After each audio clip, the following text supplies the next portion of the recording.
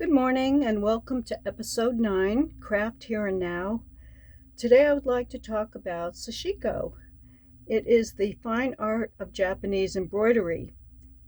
It may be pronounced Sashiko, I'm not exactly sure, but I want to show you this wonderful book that I have here. It's called Simply Sashiko, and it has 36 actual size templates, some of which are shown on the front cover. And then I have on the back cover, there are 16 different stitches displayed.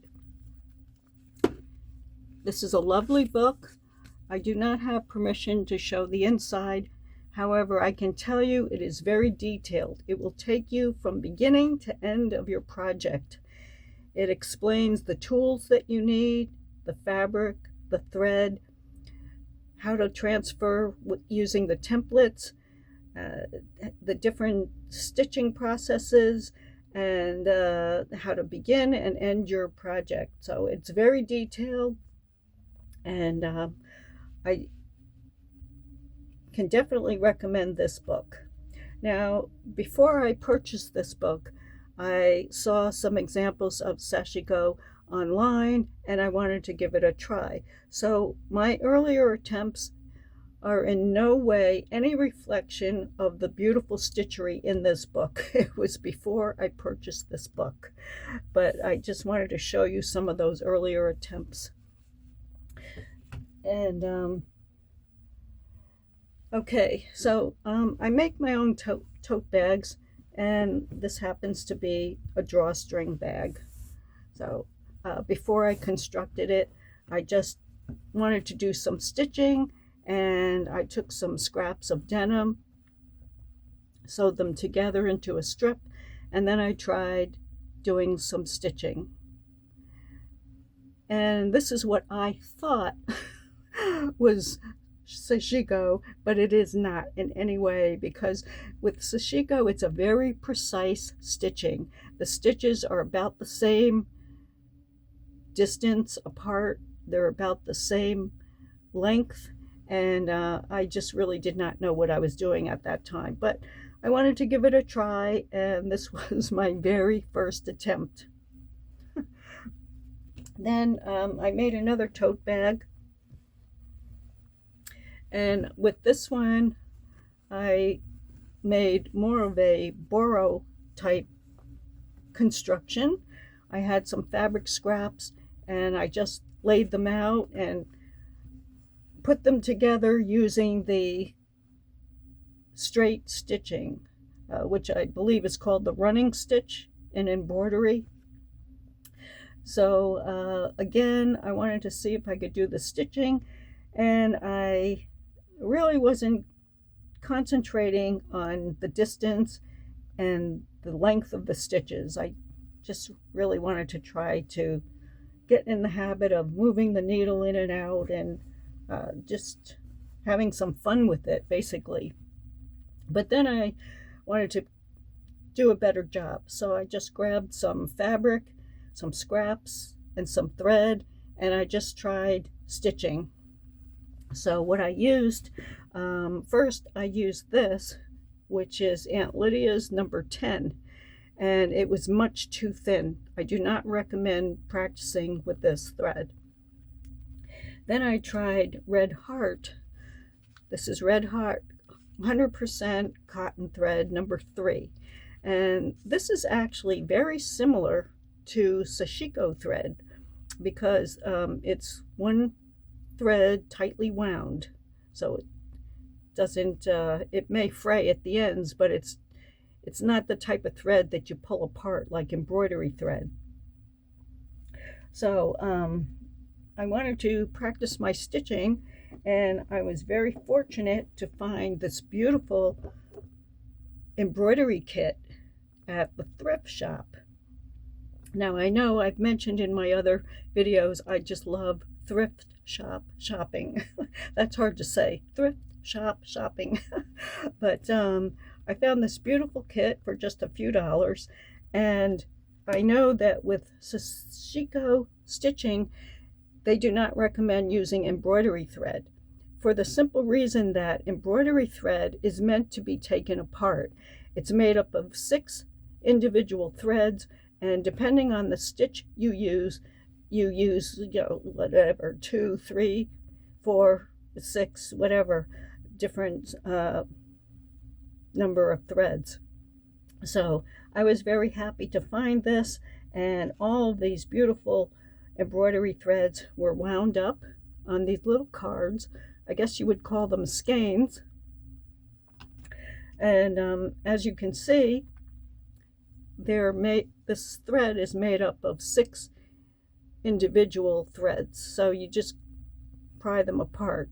So that's why it is not recommended for sashiko.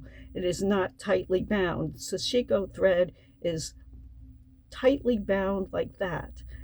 So it is more similar to the Red Heart number 3 thread. But just to practice, I did use this kit, and I'll show you what I came up with. I used this marking pen, which is wonderful. You can draw with it, and then when you apply heat with an iron, the markings disappear. So this is a great tool to have. And I used some cotton cloth, and what I did was I just drew lines, and then when I was finished with the stitching, I ironed over it and all the lines disappeared.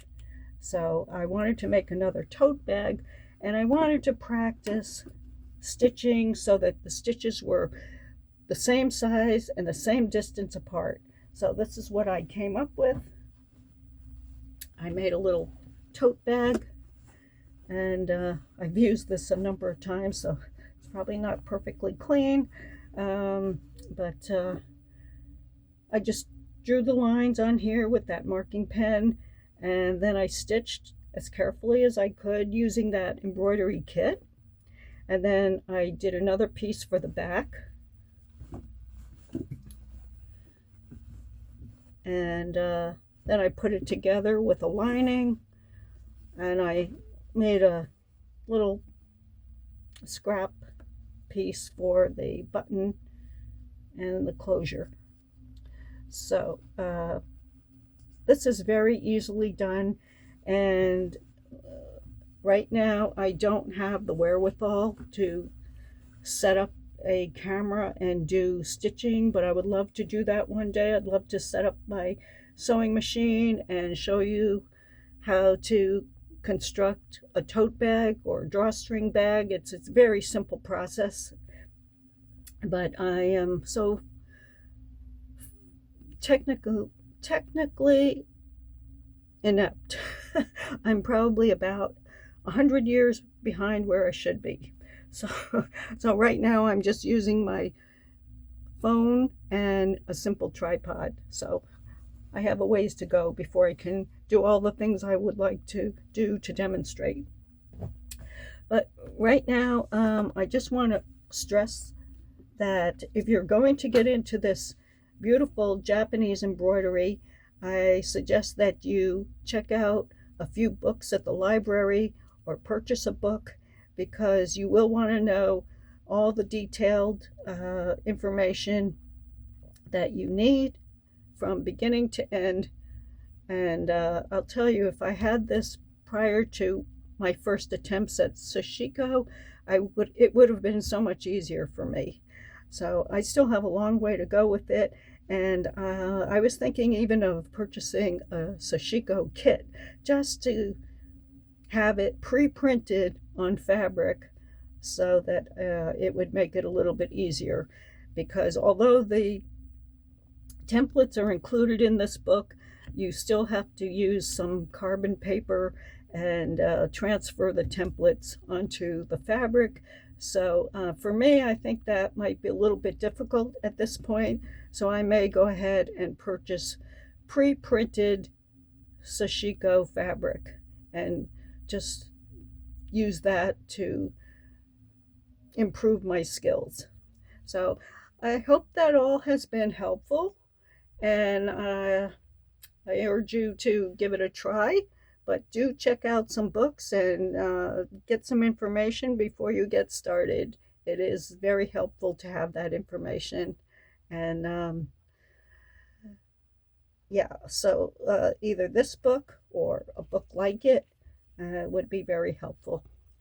Okay, well, you all have a nice day now, and God bless. Thank you for watching.